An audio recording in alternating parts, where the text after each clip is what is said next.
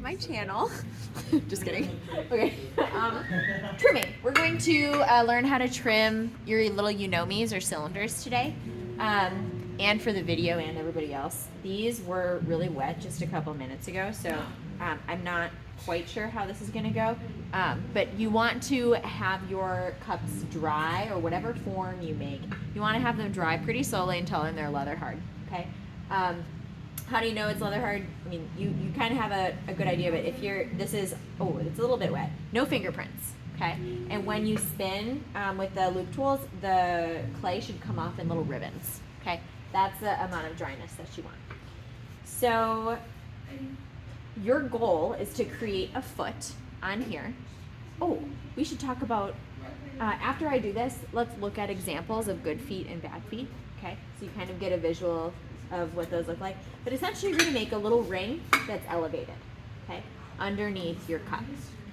So to start, if you can feel the bottom, okay, you're going to put your fingers in the base of your form, and then also here, and try and then touch your hands together, because for some reason your brain will be able to kind of have a better mental picture of how deep this base is, okay? And then you want to kind of feel the corner if you can. How much thickness is that corner? Okay. So I think the base on this one's a little bit thicker, so I'm going to use this piece. And tools that you're going to need: wedged clay, that's going to hold this down, pin tool, and your loop tools. And you want to make sure that these are cleaned off, because the bone dry clay is going to make them not sharp, and you want them to be as sharp as they can be. Okay, so you turn your wheel on, and then first thing that you're going to need to do is to center it. So there's lots of different ways to do this. When you get really good, you can just tap. You think that can hear me? Okay. But for now, this is how I learned how to center a piece upside down. So you turn your wheel on, and then you just let your pin tool drop, and that will form a circle. The circle is center. The form is not. So you stop your wheel, and then you compare, and you have to move it. So the circle, there's a side on the circle that's a little thinner and then a little thicker on the border, and you always have to move it to the thinnest spot. Just a little nudge in that direction. And then you just do this again and again and again and again until your circle is basically centered. Ooh.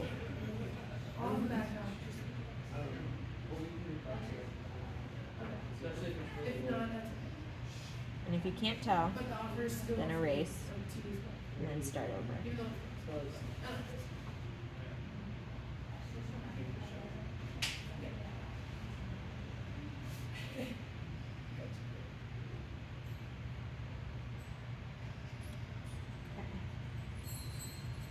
I think that's going to be good.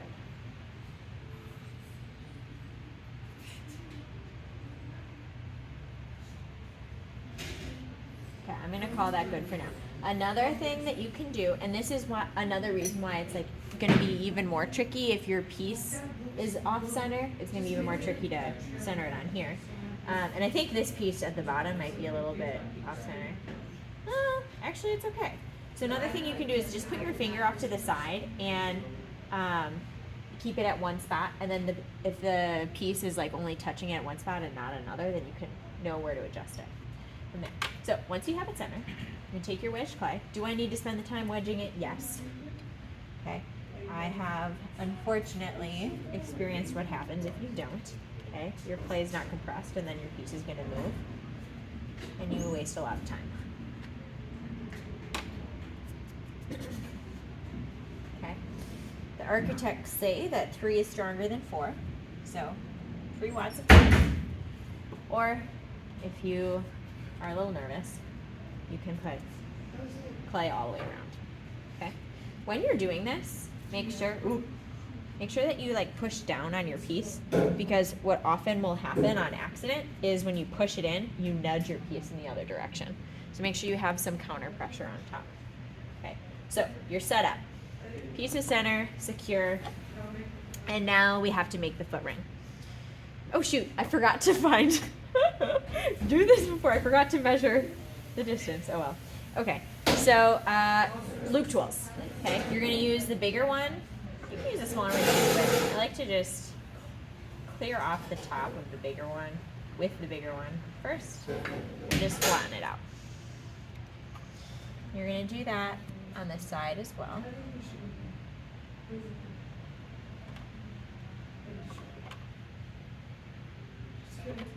You see how the clay is kind of falling off in ribbons? Okay, that is good. It's sticking a little bit to this, so it means it's just a little bit too wet. Okay. So ideally, it could be a little bit drier. As you do this more and more and more, you'll discover, oh, I actually like trimming a little bit wetter, or I like trimming a little bit drier, and then, you know, you can make that decision on your own. So you want to smooth out 2 parts. And now is the time for deciding where to put your foot ring, okay? Does everybody know what foot ring is? The little ring on the bottom of the thing, okay? So you're gonna wanna look at how wide your form is, and then the foot ring should be just a little bit inwards of that. If it's too far in, it'll be like a really tiny foot, and then like a large form, and it would be really tippy, okay? So you want to make sure that the foot ring is not too small. Okay, since this outer circle here is already inwards because I started to curve with this tool here, I'm not going to draw an outer circle, I'm only going to draw an inner one. Okay, so you want to draw 2 lines or just an inner one if you have a situation like this. Okay, so now I like to move on to this tool. And we are going to enter the phase where you're going to kind of carve away the clay so that this foot looks elevated. So I'm going to start by having the square end be vertical. I'm going to start on the outside and just gently press it in. Okay, you see that?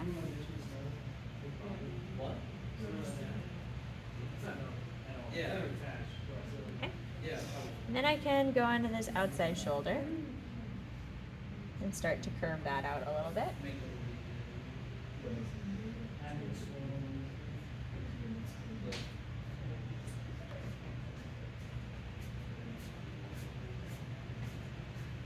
Okay. And now I'm going to get the inside out. Okay, so I'm going to take this, and this is something that's kind of subconscious for me at this point, but notice how I'm holding the tool, okay? Where are my elbows? They're placed on my thighs.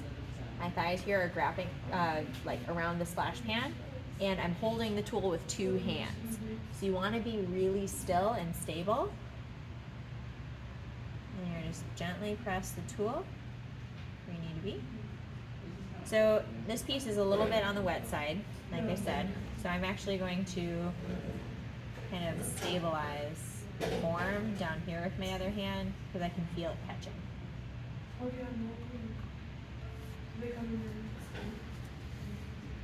Okay.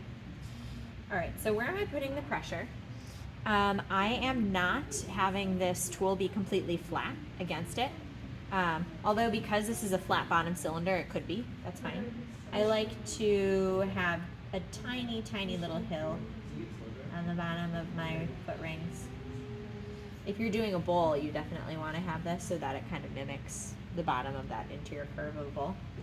I think these look nice. If you want to go flat on this, that's fine with you. Fine with me, whatever you like.